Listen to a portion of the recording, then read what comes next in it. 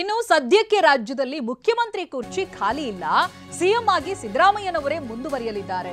ಹೀಗಂತ ಹೊಸಪೇಟೆಯಲ್ಲಿ ಸಚಿವ ಎಂಬಿ ಪಾಟೀಲ್ ಹೇಳಿಕೆಯನ್ನ ಕೊಟ್ಟಿದ್ದಾರೆ. ಸಚಿವರ ಡಿನ್ನರ್ ಸಭೆ ಬಗ್ಗೆಯೂ ಎಂಬಿ ಪಾಟೀಲ್ ಪ್ರತಿಕ್ರಿಯೆಯನ್ನ ಕೊಟ್ಟಿದ್ದಾರೆ.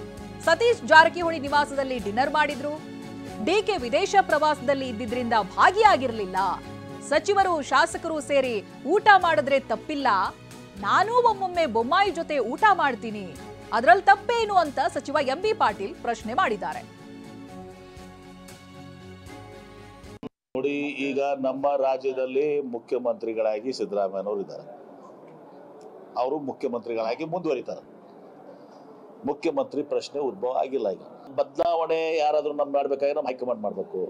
ನಮ್ಮ ಕೈ ಯಾರು ಇವತ್ತು ಸಹ ಇದು ಇಲ್ಲ. ನಾನು ಹೇಳಿದಲ್ಲ, ಸಿದ್ದರಾಮಯ್ಯನವರಿಗೂ ಮುಖ್ಯಮಂತ್ರಿ ಆಗಿದ್ದಾರೆ, ಮುಖ್ಯಮಂತ್ರಿಯಾಗಿ ಮುಂದುವರಿತಾರೆ ಅಂತ ಹೇಳಿ. ಬದಲಾವಣೆ ಇಲ್ಲ ಅಂತ ಹೇಳ್ತಾ ಇದೀವಲ್ಲ ಈಗ. ಅಲ್ಲ, ಸಿಎಂ ಕುರ್ಚಿ ಖಾಲಿ ಇಲ್ಲ, ಅದು ಸಿಎಂ ಕುರ್ಚಿ ಖಾಲಿ ಇಲ್ಲ ಅಂತ ಹೇಳ್ತೀನಲ್ಲ.